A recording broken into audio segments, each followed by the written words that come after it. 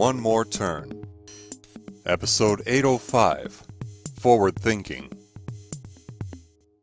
It was nice of your mother to take Mora and Nax clothes shopping. It was all we could do to get them through shopping for school supplies the other day.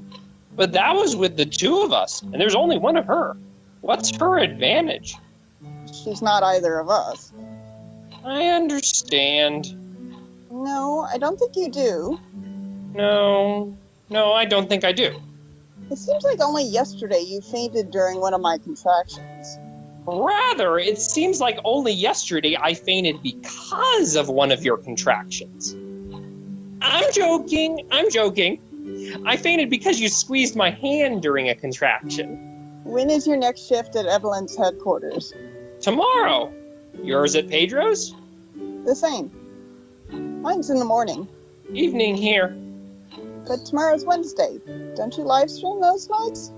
I've moved that to the morning. Your mother will watch the twins. I will in the afternoon. So I'm still watching them in the evening then. As if I was still live streaming? Yes. What's the look for? Before our children were born, that was the kind of decision you would have asked for my help with. Before they were born, that was the kind of decision we wouldn't have had to make because we didn't have any children to watch. Max? Nora. Carson's back in town. Already saw him. By design or accident? Yes. Max? We had arranged to meet later, but found ourselves in the same place and the same time before. So we spoke then. Did you discuss with Carson that while it was nice of him to accompany Bella back to town, he should only have done so for reasons of his own, not hers?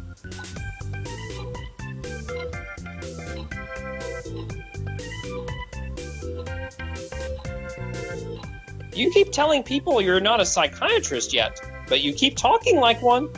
This is how I help myself train to become one. But you're talking about some of our friends, not your clients. We're talking about my clients who also happen to be our friends. Wait, did you say our friends? Never mind the emphasis there. I thought you said you couldn't have any clients because you're not a psychiatrist yet. You're the one who called them clients. You did not correct me, so you must regard Bella and Carson as clients too. Max? Which means you should not be talking about them with me as clients. Max? But they were our friends first, which means they should not become... Max! Sometimes you make it difficult for me to admit that you're right. Oh, should I first point out that means you are also wrong? Now see. Or that it is only sometimes you have this difficulty, not more often, or even always. If you did not agree to meet with Carson to discuss why he is back in town, then why did you agree to meet with him?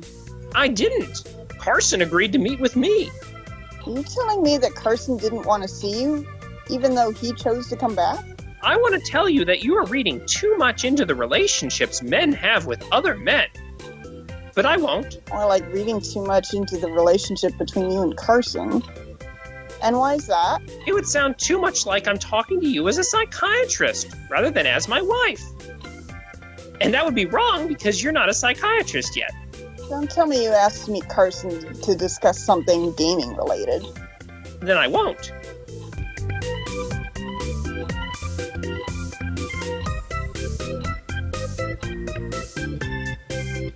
It had something to do with your live streaming then.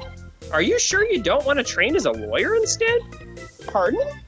Not only do you already know the answer to a question you're going to ask, you say it. As opposed to a psychiatrist who asks questions for answers they don't know. By that description, most people are psychiatrists. That's a lot of talking. It depends on the person and the circumstance. I invited Carson to guest on my first how-to live stream video series. Well, that certainly makes more sense than people watching someone just play a game. Many people have been doing that with sports for centuries. Okay, Hudson, point taken. But why do you need a guest to make this series? I don't need to, but I want to. Someone to field comments from chat and moderate them. No, that's not it. You could have had someone from your audience do that. No guest needed. Someone to commentate on what I'm doing when I have to focus completely on doing it? Okay, that makes more sense, but you could have invited a community member instead. But Carson can use a distraction while Bella helps Evelyn with her mayoral campaign. I don't think you or I are giving enough credit for the relationship you have with Carson. Just don't expect it to be like it was with the other you-know-who. Who? Caleb. Not only is he a different person, he was, a seasoned gamer like yourself. Carson is not. Carson may surprise you. And he may not. I just don't want to see you set yourself up for disappointment. I know Caleb hasn't responded to any of your contact attempts since he went into rehab. I think his quest to regain control of his life again means letting go of some parts of it. That includes people, too. Bella and Carson may have asked to be practice clients of yours, but Caleb did not. Let's agree to leave his motivations out of this. Don't expect a heart-to-heart like the one you had with Caleb 4 seasons ago, either. I didn't ask to be a practice client for you either. Oh, Max, But I hope not. My knees couldn't take all that roughhousing. I'm not 37 anymore.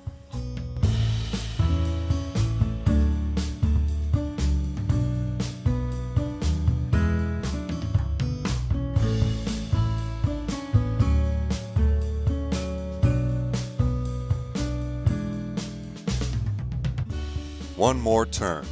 Written and created by Daniel Dan Q. Quick. Edited by Dark Cloud. Directed and produced by Daniel Dan Q. Quick. Characters in order of appearance. Max voiced by Dark Cloud. Nora voiced by Heather Pawprint 42 Motes.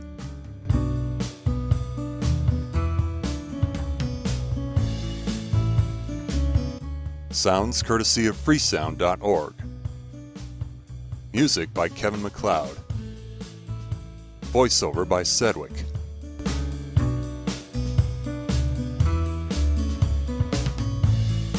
Visit the One More Turn website at onemoreturn.net. Copyright Civilized Communication at civcom.net.